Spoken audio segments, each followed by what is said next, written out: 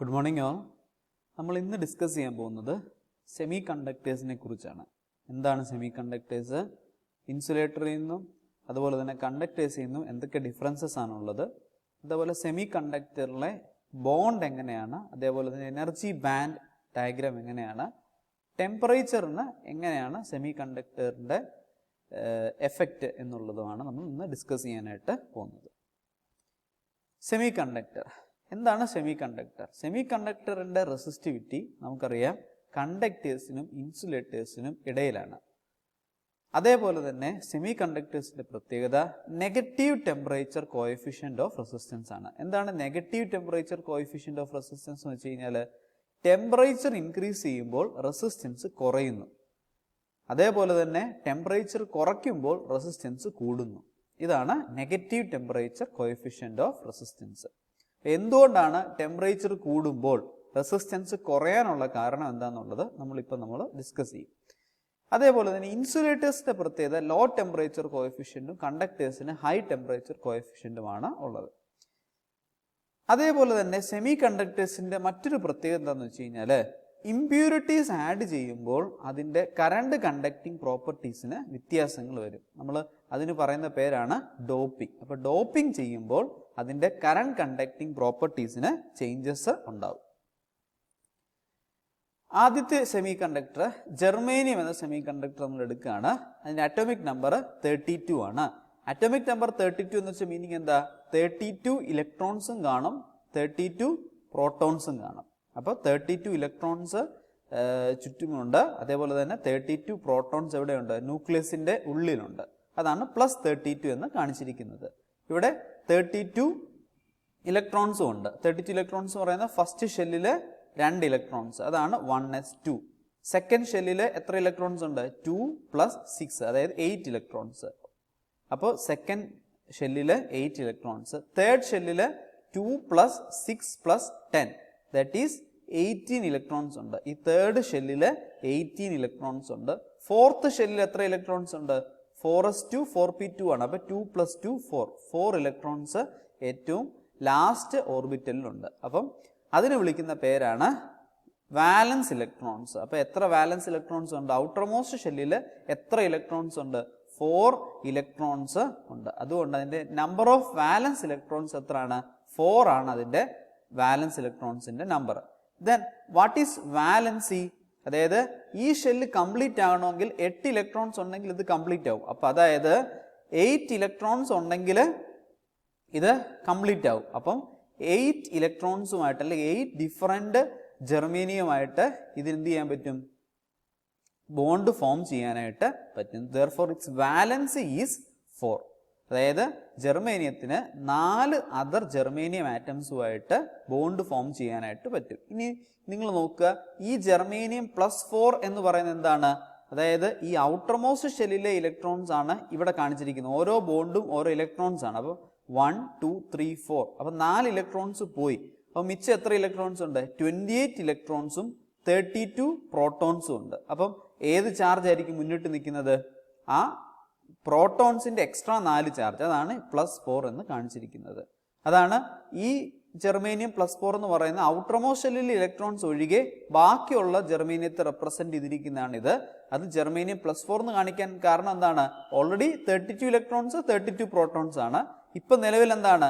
32 പ്രോട്ടോൺസും ബാക്കി 28 ഇലക്ട്രോൺസും ആണ്. അപ്പോൾ നെറ്റ് എഫക്റ്റ് എന്ന് പറയുന്നത് എന്താണ്? +4, അതായത് 4 പ്രോട്ടോണിന്റെ ചാർജ്. അത് ഔട്ടർ മോസ്റ്റ് ഷെല്ലിൽ ഇലക്ട്രോൺസ് ആണ് ഈ കാണിച്ചേക്കുന്നത്. ദെൻ സിലിക്കണിന്റെ ആറ്റോമിക് നമ്പർ 14 ആണ്. അതായത് 14 ഇലക്ട്രോൺസും ഉണ്ട്, അതേപോലെ തന്നെ 14 പ്രോട്ടോൺസും ഉണ്ട്. അതാണ് 1s2 2s2 2p6 3s2 3p2. അപ്പം ഇത് നമ്മൾ നോക്കുമ്പോൾ ഉടനെ നമുക്ക് മനസ്സിലാവും ഫസ്റ്റ് ഷെല്ലിൽ 2 ഇലക്ട്രോൺസ്, അതാണ് 1s2. സെക്കൻഡ് ഷെല്ലിൽ 2 + 6 8 ഇലക്ട്രോൺസ്. തേർഡ് ഷെല്ലില് 2 + 2 4 ഇലക്ട്രോൺസ് സിലിക്കണ്. അപ്പോൾ സിലിക്കണിന്റെ ഉള്ളില് 14 പ്രോട്ടോൺസ് ഉണ്ട്, അപ്പോൾ +14. ഇനി ഔട്ടർ മോസ്റ്റ് ഷെല്ലിൽ ഇലക്ട്രോൺസ് ആണ് ഈ ബോണ്ടായിട്ട് റെപ്രസെന്റ് ചെയ്തിരിക്കുന്നത്. ഇവിടെ ഓരോ ബോണ്ട് ഇലക്ട്രോൺസ് ഉണ്ട്. ഇവിടെ ഒരു ഇലക്ട്രോണ്, ഇവിടെ ഒരു ഇലക്ട്രോണ്, ഇവിടെ ഒരു ഇലക്ട്രോണ്, ഇവിടെ ഒരു ഇലക്ട്രോണ്. അപ്പോൾ 4 ഇലക്ട്രോൺസ് ഉണ്ട്. മിച്ചം 32 പ്രോട്ടോൺസും ഉണ്ട്, അതേപോലെ തന്നെ 14 പ്രോട്ടോൺസും ഉണ്ട്, അതേപോലെ തന്നെ 10 ഇലക്ട്രോൺസും ഉണ്ട്. അപ്പം നെറ്റ് എഫക്റ്റ് എന്താണ്? +4. ഇലക്ട്രോൺസിൻ്റെ ചാർജ് നെഗറ്റീവ് ആണ്, പ്രോട്ടോൺസിൻ്റെ ചാർജ് പോസിറ്റീവ് ആണ്. അപ്പോൾ നെറ്റ് എഫക്റ്റ് എന്ന് പറയുന്നത് +4. അതാണ് ഇവിടെ റെപ്രസെന്റ് ചെയ്തിരിക്കുന്നത്. ഇവിടെ ഇതിന്റെ വാലൻസി എത്രയാണ്? 4 ആണ് അതിന്റെ വാലൻസി. അതായത് silicon can form bond with other 4 silicon atoms. Then energy band. എന്താണ് എനർജി ബാൻഡ് എന്ന് പറയുന്നത്? അതായത് ഓൾമോസ്റ്റ് സബ്സ്റ്റൻസ് ഹാസ് എനർജി ബാൻഡിന്റെ ബേസിസിൽ നമുക്ക് സെമി കണ്ടക്ടേഴ്സിനെ ഇങ്ങനെ നമുക്ക് ഡിഫൈൻ ചെയ്യാം. അതായത് ഏതൊരു സബ്സ്റ്റൻസ് ആണെങ്കിലും അതിനെന്തുണ്ട്? ഒരു വാലൻസ് ബാൻഡും ഉണ്ട്, ഒരു കണ്ടക്ഷൻ ബാൻഡും ഉണ്ട്. ഇപ്പം നമ്മൾ നേരത്തെ ഫിഗർ കാണിക്കുവാണെങ്കിൽ ഇതിന്റെ വാലൻസ് ബാൻഡാണ് ഈ 4 ഇലക്ട്രോൺസ് എന്ന് പറയുന്നത്. ആ 4 ഇലക്ട്രോൺസ് ഇതിന് തൊട്ട് മുകളിലായിട്ട് ഏത് ബാൻഡ് ഉണ്ട്? ഒരു കണ്ടക്ഷൻ ബാൻഡും ഉണ്ട്. ഈ ഇലക്ട്രോൺസ് കണ്ടക്ഷൻ ബാൻഡിലോട്ട് ചെന്ന് കഴിയുമ്പോഴാണ് അതിനെന്ത് പറയുന്നത്? ആ ആറ്റം അല്ലെങ്കിൽ ആ ഇത് കണ്ടക്ട് ചെയ്യുന്നു എന്ന് നമ്മൾ പറയുന്നത്. അപ്പോൾ അതായത് വാലൻസ് ബാൻഡിൽ ഓൾമോസ്റ്റ് ഫിൽഡ് ആണ്, കണ്ടക്ഷൻ ബാൻഡ് എംപ്റ്റി ആണ് ഇപ്പോൾ. പക്ഷേ എന്താണ്? ഈ വാലൻസ് ബാൻഡും കണ്ടക്ഷൻ ബാൻഡും തമ്മിലുള്ള ഗ്യാപ്പ് എന്തായിരിക്കും? വെരി സ്മോൾ ആയിരിക്കും. അതാണ് സെമി കണ്ടക്ടേഴ്സിന്റെ പ്രത്യേകത. അപ്പൊ സെമി കണ്ടക്ടേഴ്സിന്റെ പ്രത്യേകത എന്താണെന്ന് വെച്ച് കഴിഞ്ഞാൽ വാലൻസ് ബാൻഡും കണ്ടക്ഷൻ ബാൻഡിനും ഇടയിലുള്ള ഗ്യാപ്പ് എന്തായിരിക്കും? കുറവായിരിക്കും. ഇതേപോലെ തന്നെ നമുക്ക് വേണമെന്നുണ്ടെങ്കിൽ കണ്ടക്ടേഴ്സിനെയും ഇൻസുലേറ്റേഴ്സിനും ഡിഫൈൻ ചെയ്യാം. ഇൻസുലേറ്റേഴ്സിന് എന്തായിരിക്കും പ്രത്യേകത? ഇൻസുലേറ്റേഴ്സിനും അതേപോലെ തന്നെ ഇൻസുലേറ്ററിന്റെ പ്രത്യേകത എന്ന് വെച്ചാൽ അവിടെ വാലൻസ് ബാൻഡും ഉണ്ട്, കണ്ടക്ഷൻ ബാൻഡും ഉണ്ട്. പക്ഷേ വാലൻസ് ബാൻഡും കണ്ടക്ഷൻ ബാൻഡും തമ്മിലുള്ള ഗ്യാപ്പ് എന്തായിരിക്കും? ഒരുപാട് കൂടുതലായിരിക്കും. അതായത് there is no possibility of an electron from valence band to go to the conduction band. അതാണ് ഏതിന്റെ പ്രത്യേകത? ഇൻസുലേറ്റേഴ്സിന്റെ പ്രത്യേകത. എന്നാൽ നമ്മൾ കണ്ടക്ടേഴ്സ് എടുത്തുവാണെങ്കിലോ അവിടെ വാലൻസ് ബാൻഡും കണ്ടക്ഷൻ ബാൻഡും എങ്ങനെയായിരിക്കും? ഓവർലാപ്ഡ് ആയിരിക്കും. വാലൻസ് ബാൻഡിലുള്ള ഇലക്ട്രോൺസ് എല്ലാം എനർജി ഗ്യാപ്പ് കൂടാതെ തന്നെ എങ്ങോട്ട് ചെല്ലുന്നോളും? കണ്ടക്ഷൻ ബാൻഡിലേക്ക് ചെന്നോളും. That's why they are called conductors. അപ്പോൾ ഇതാണ് ഓർക്കേണ്ടത്. സെമി കണ്ടക്ടറിന്റെ പ്രത്യേകത എന്താണ്? വാലൻസ് ബാൻഡും ഉണ്ട്, കണ്ടക്ഷൻ ബാൻഡും ഉണ്ട്. അതിനിടയിലുള്ള ഗ്യാപ്പ് എന്ന് പറയുന്നത് എന്തായിരിക്കും? വളരെ ചെറിയൊരു ഗ്യാപ്പ് ഉണ്ടായിരിക്കും. ആ ഒരു ഗ്യാപ്പ്, ആ ഒരു എനർജി ഗ്യാപ്പ് ഓവർകം ചെയ്യാവുന്ന എനർജി നമ്മൾ കൊടുത്തു കഴിഞ്ഞാൽ എന്ത് സംഭവിക്കും? ഇലക്ട്രോൺസ് വാലൻസ് ബാൻഡിൽ നിന്ന് കണ്ടക്ഷൻ ബാൻഡിലേക്ക് ചെന്നോളൂ. പക്ഷേ ഇൻസുലേറ്റേഴ്സിൽ ഈ എനർജി ബാൻഡ് എന്തായിരിക്കും? ഒരുപാട് കൂടുതലായിരിക്കും. അതുകൊണ്ട് തന്നെ ഒരു പോസിബിലിറ്റിയും കാണത്തില്ല ഇലക്ട്രോൺസിനെ വാലൻസ് ബാൻഡിൽ നിന്ന് കണ്ടക്ഷൻ ബാൻഡിലേക്ക് എത്താനായിട്ട്. അതേപോലെ തന്നെ മെറ്റൽസിന്റെ അല്ലെങ്കിൽ കണ്ടക്ടേഴ്സിന്റെ പ്രത്യേകത എന്താണ്? They are overlapped. പ്രത്യേകിച്ച് എനർജിയുടെ ആവശ്യമില്ല വാലൻസ് ബാൻഡിൽ നിന്ന് കണ്ടക്ഷൻ ബാൻഡിലേക്ക് ചെല്ലാനായിട്ട്. Band energy contain discrete energy level. അതായത് ഇപ്പം നമ്മൾ ഈ ഒരു ആറ്റം മാത്രം നമ്മൾ കൺസിഡർ ചെയ്യുവാണെന്നുണ്ടെങ്കിൽ ഇതിനെ നമുക്ക് എനർജി ലെവൽ എന്ന് വിളിക്കാം. ഇതൊരു എനർജി ലെവലാണ്, ഇതൊരു എനർജി ലെവലാണ്, ഇതൊരു എനർജി ലെവലാണെന്ന് പറയാം. അതൊരു സിലിക്കൺ ആറ്റം എടുക്കുമ്പോൾ. പക്ഷെ അതൊരു മെറ്റീരിയൽ എടുത്തു കഴിയുമ്പോഴത്തേക്കുടനെ അല്ലെങ്കിൽ ഒരു മോളിക്യൂൾ എടുത്തു കഴിയുമ്പോഴത്തേക്കുടനെ എന്താ സംഭവിക്കുന്നത്? ഒരുപാട് ആറ്റംസ് ചേരുന്നതായിരിക്കും, ഒരുപാട് എനർജി ലെവലുകൾ ചേരുന്നതായിരിക്കും ഒരു സിലിക്കൺ എന്ന് പറയുന്നത്. അപ്പോൾ ആ സിലിക്കൺ നമ്മൾ എടുത്തു കഴിയുമ്പോഴത്തേക്കൊണ്ട് എന്താണ്? അവിടെ നമ്മൾ ബാൻഡ് എനർജി എന്നാണ് പറയുന്നത്. അതായത് എനർജി ലെവൽ എന്നുള്ളതിന് പകരം എനർജി ബാൻഡ് എന്നാണ് നമ്മൾ പറയുന്നത്. എനർജി ലെവലുകൾ ചേരുന്നതാണ് എനർജി ബാൻഡ്. അപ്പം നമ്മൾ ഓർക്കുക, ഈ ഇലക്ട്രോൺസ് എവിടെയുണ്ട്? വാലൻസ് ബാൻഡിലുണ്ട്. അവിടെ കണ്ടക്ഷൻ ബാൻഡിലേക്ക് ഇലക്ട്രോൺസ് പോകുന്നു. അപ്പോൾ കണ്ടക്ഷൻ ബാൻഡിലേക്ക് ഇലക്ട്രോൺസ് പോകുമ്പോൾ വാലൻസ് ബാൻഡിൽ ഒരു മിസ്സിംഗ് ഉണ്ടാവും. അതിന് പറയുന്ന പേരാണ് ഹോള്. അപ്പോൾ ഹോൾസ് ഇപ്പം എവിടെയുണ്ട്? വാലൻസ് ബാൻഡിലുണ്ട്. കണ്ടക്ഷൻ ബാൻഡിൽ എന്തുണ്ട്? ഇലക്ട്രോൺസ് ഉണ്ട്. അതുകൊണ്ട് നമുക്ക് പറയാൻ പറ്റും ഇലക്ട്രോൺസ് കണ്ടക്ഷൻ ബാൻഡിലും വാലൻസ് ബാൻഡിൽ ഹോൾസ് ഉണ്ടെങ്കിലും നമുക്ക് എന്ത് പറയാൻ പറ്റും? ആ മെറ്റീരിയൽ കണ്ടക്ടിവിറ്റി പ്രൊവൈഡ് ചെയ്യുന്നുണ്ടെന്ന് നമുക്ക് പറയാനായിട്ട് പറ്റും. അത് നമുക്ക് ഡീറ്റെയിൽ ആയിട്ട് നമുക്ക് നോക്കാം. ഇതാണ് ജെർമേനിയത്തിന്റെ പ്രത്യേകത. ജെർമേനിയത്തിന് നമ്മൾ കണ്ടിരുന്നു, ജെർമേനിയത്തിന് എത്ര ഷെൽസ് ഉണ്ട്? 1, 2, 3, 4 ഷെൽസ് ഉണ്ട് അല്ലേ? അപ്പൊ എത്ര എനർജി ബാൻഡ് കാണും? 4 എനർജി ബാൻഡ് കാണും. 4ാമത്തെ എനർജി ബാൻഡിന് പറയുന്ന പേരാണ് വാലൻസ് ബാൻഡ്. അപ്പോൾ വാലൻസ് ബാൻഡിനും കണ്ടക്ഷൻ ബാൻഡിനും ഇടയിലുള്ള ആ എനർജി ഗ്യാപ്പ് 0.7 ഇലക്ട്രോൺ വോൾട്ട് ആണ്. അപ്പോൾ വാലൻസ് ബാൻഡിൽ നമുക്ക് പറയാൻ പറ്റുമോ 4 ഇലക്ട്രോൺസ് ഉള്ളെന്ന്? അല്ല. കാരണം ഇത് എനർജി ബാൻഡ് ആണ്. എനർജി ലെവൽ ആണെങ്കിൽ നമുക്ക് പറയാൻ പറ്റും ഫസ്റ്റ് ഷെല്ലിൽ 2 ഇലക്ട്രോണ്, സെക്കൻഡ് ഷെല്ലിൽ 8 ഇലക്ട്രോണ്, തേർഡ് ഷെല്ലിൽ അങ്ങനെ നമുക്ക് പറയാൻ പറ്റും. പക്ഷേ ഇവിടെ നമ്മൾ ഡിസ്കസ് ചെയ്യുന്നത് ഒരു സെമി കണ്ടക്ടർ മെറ്റീരിയലിനെയാണ്, ജെർമേനിയം മെറ്റീരിയലിനെയാണ് നമ്മൾ കൺസിഡർ ചെയ്യുന്നത്. ഒരുപാട് ആറ്റംസ് ചേരുന്ന മെറ്റീരിയലിനാണ് നമ്മൾ കൺസിഡർ ചെയ്യുന്നത്. അപ്പോഴെന്താണ് അവിടെ എനർജി ബാൻഡ് ആണ് ഉള്ളത്. അപ്പം വാലൻസ് ബാൻഡിൽ ഇലക്ട്രോൺസ് ഉണ്ട്, അതേപോലെ തന്നെ കണ്ടക്ഷൻ ബാൻഡിലും വാലൻസ് ബാൻഡും തമ്മിലുള്ള എനർജി ഗ്യാപ്പ് എത്രയാണ്? 0.7 ഇലക്ട്രോൺ വോൾട്ട് ആണ്. അപ്പോൾ വാലൻസ് ബാൻഡിൽ 4 ഇലക്ട്രോൺസ് അല്ല, ഒരുപാട് ഇലക്ട്രോൺസ് ഉണ്ട്. ആ ഇലക്ട്രോൺസിന് 0.7 ഇലക്ട്രോൺ വോൾട്ട് കൊടുക്കുവാണെങ്കിൽ അത് എവിടെ ചെല്ലും? കണ്ടക്ഷൻ ബാൻഡിലേക്ക് ചെല്ലും.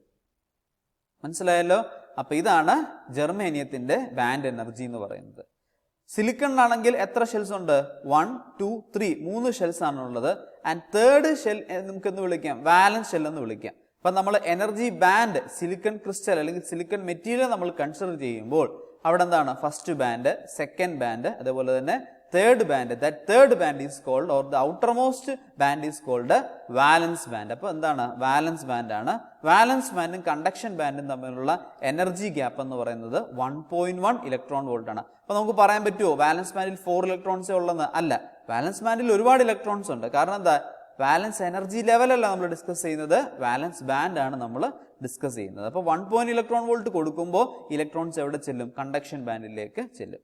അപ്പം നമുക്കുണ്ടാകുന്ന ഒരു ഡൗട്ട്, എങ്ങനെയാണ് ഈ ഒരു എനർജി ഗ്യാപ്പ് ഓവർകം ചെയ്യാനുള്ള എനർജി കൊടുക്കുന്നത്? നമുക്കറിയാം ടെമ്പറേച്ചർ ഒരു എനർജി സോഴ്സ് ആണ് അല്ലേ? ഹീറ്റ് എനർജി കൊടുക്കുമ്പോൾ എന്താ സംഭവിക്കുന്നത്? ഈ ജെർമേനിയത്തില് 0.7 ഇലക്ട്രോൺ വോൾട്ടും സിലിക്കണില് 1.1 ഇലക്ട്രോൺ വോൾട്ടും ആണ്. അപ്പൊ നിലവിൽ അബ്സല്യൂട്ട് 0 ആണ്, ടെമ്പറേച്ചർ ഒട്ടുമില്ല എന്ന് വിചാരിക്കുക, 0 കെൽവിൻ ആണെന്ന് വിചാരിക്കുക. ഇലക്ട്രോൺസ് ഇന്നർ ഓർബിറ്റ്സുമായിട്ട് അല്ലെങ്കിൽ ന്യൂക്ലിയസുമായിട്ട് ഹെൽഡ് ടൈറ്റ് ആയിട്ടായിരിക്കും ഇരിക്കുന്നത്. അപ്പോൾ എന്താ സംഭവിക്കുന്നത്? ഇതൊരു ഇൻസുലേറ്റർ പോലെ വർക്ക് ചെയ്യത്തുള്ളൂ. ഈ ഇലക്ട്രോൺസ് ഒരു കാരണവശാലും കണ്ടക്ഷൻ ബാൻഡിലേക്ക് പോകാനായിട്ട് ചാൻസ് ഇല്ല. കാരണം എനർജി ഗ്യാപ്പിന് പ്രൊവൈഡ് ചെയ്യാൻ എനർജി ഇവിടെ കൊടുക്കുന്നില്ല. 0.7 ഇലക്ട്രോൺ വോൾട്ട് അല്ലെങ്കിൽ 1.1 ഇലക്ട്രോൺ വോൾട്ട് നമ്മൾ കൊടുക്കുന്നില്ല. എന്നാൽ നമ്മൾ ഒരു ഹീറ്റ് എനർജി പ്രൊവൈഡ് ചെയ്യുവാണ്, അതായത് അബ്സല്യൂട്ട് 0യിൽ നിന്ന് മാറി എബോവ് അബ്സല്യൂട്ട് 0 ആണെന്ന് വിചാരിക്കുക. അപ്പോഴെന്തോ സംഭവിക്കും? ടെമ്പറേച്ചർ കൂടുമ്പോൾ ഈ കോവാലന്റ് ബോണ്ട് ബ്രേക്ക് ചെയ്യും. അപ്പൊ കോവാലന്റ് ബോണ്ട് ബ്രേക്ക് ചെയ്യുമ്പോൾ വാലൻസ് ഷെല്ലിലെ ഇലക്ട്രോൺസ് എങ്ങോട്ട് പോകും? കണ്ടക്ഷൻ ബാൻഡിലേക്ക് പോകും. അപ്പോൾ വാലൻസ് ഷെല്ലിലുള്ള ഇലക്ട്രോൺസ് എങ്ങോട്ട് പോകുന്നു? കണ്ടക്ഷൻ ബാൻഡിലേക്ക് പോകുന്നു. അപ്പൊ വാലൻസ് ഷെല്ലിൽ എന്തുണ്ടായി? ഇലക്ട്രോൺ ഇല്ലാതായി. അതുകൊണ്ട് അതിന് പറഞ്ഞ പേരാണ് ഹോൾ. അപ്പൊ ഇലക്ട്രോണിന്റെ മിസ്സിങ്ങിന് പറഞ്ഞ പേരാണ് ഹോൾ. അപ്പോൾ വാലൻസ് ബാൻഡിൽ എന്തുണ്ട്? ഹോൾസ് ഉണ്ട്. കണ്ടക്ഷൻ ബാൻഡിൽ എന്തുണ്ട്? ഇലക്ട്രോൺസ് ഉണ്ട്. അപ്പോൾ ഇപ്പം നിങ്ങളോട് പറയാണ് വാലൻസ് ബാൻഡിൽ ഹോൾസ് ഉണ്ട് എന്ന് നമ്മൾ കണ്ടു എന്ന് വിചാരിക്കുക. അങ്ങനെയാണെങ്കിൽ നമുക്ക് എന്ത് പറയാൻ പറ്റും? അതൊരു കണ്ടക്ടർ എന്ന് പറയാൻ പറ്റും. ഇത് കണ്ടക്ടിവിറ്റി ഉണ്ട് എന്ന് പറയാൻ പറ്റും. കണ്ടക്ഷൻ ബാൻഡിൽ ഇലക്ട്രോൺസ് ഉണ്ടെങ്കിൽ നമുക്ക് ഓൾറെഡി അറിയാം കണ്ടക്ഷൻ ബാൻഡ് ആണ്, അവിടെ ഇലക്ട്രോൺസ് ഉണ്ടെങ്കിൽ അതിന് എന്ത് പറയാം?